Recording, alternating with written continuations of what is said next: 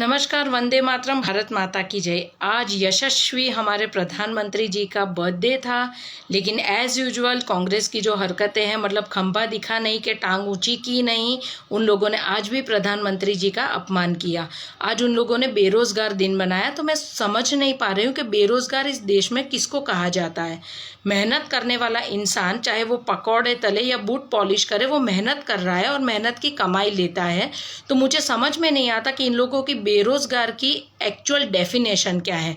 2 साल पहले भी मैंने राहुल गांधी को ऑफर दी थी कि हमारे घर पर आकर झाड़ू पोछा कटका करो और गाड़ी साफ करने का भी काम करो, मैं खुद तुम्हें सैलरी दूंगी अगर तुम्हें ये लगता है कि मोदी के आने के बाद बेरोजगारी बढ़ गई है।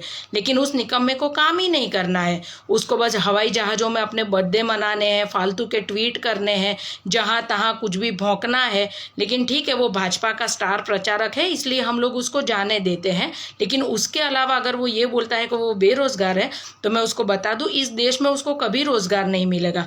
जो रोजगार उसकी माँ चलाती थी कुर्सी पर बैठ के रिमोट लेकर, जैसे मनमोहन चाचा को घुमाती थी, यूं रिमोट घुमो, यूं घुमो, यहाँ जाओ वहां जाओ, ये सब चीजें तू कभी नहीं कर पाएगा लल्ले।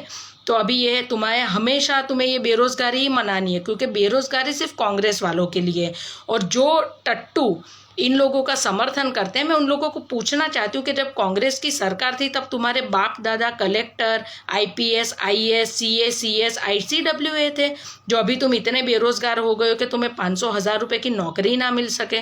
तो इसके समर्थन करने वाले राहुल गांधी से भी बड़े गधे हैं, ये मुझे आज कहना पड़ रहा है, जो शर्म की बात है।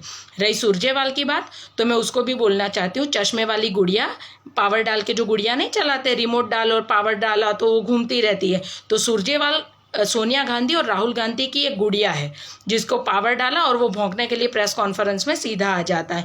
तो मैं सुरजेवाल को बोलना चाहती हूँ कि पॉलिटिक्स के तुम सबसे बड़े जीरो हो, जो आज तक खुद कभी इलेक्शन नहीं जीत पाया, वो आज प्रधानमंत्री को सलाह दे, वो कुछ ठीक नहीं लगता है। और वैसे भी तुम्हारी मालकिन तो बेल पर है, हराम के घर में, मुफ्त के घरों में रहते हो, तो किस चीज़ की तुम लोगों को बेरोजगारी नड़ती है, मेरे को तो यही समझ में नहीं आती। तुम लोगों के राज में इतनी गरीबी आ गई और तुम अपने आप को बेरोजगार कहते हो। कोई बात नहीं, बेरोजगार जो अभी तुम्हारे लोग हैं ना, वो जब तुम्हारी मालकिन जेल में जाएगी ना, जो इतने सारे केस चल रहे और बेल पे घूम रही है बाहर विदेश, इलाज विलाज, ठीक है, तो वो भी थोड़े टाइम में अंदर जाएगी। तो ये तुम्हारे जितने बेरोजगार है ना, तुम्हारे समर्थन करने वाले, वो हर रोज तुम्हें एक एक टाइम का टिफिन देने के लिए आएंगे, काम मिल जाएगा ना उनको।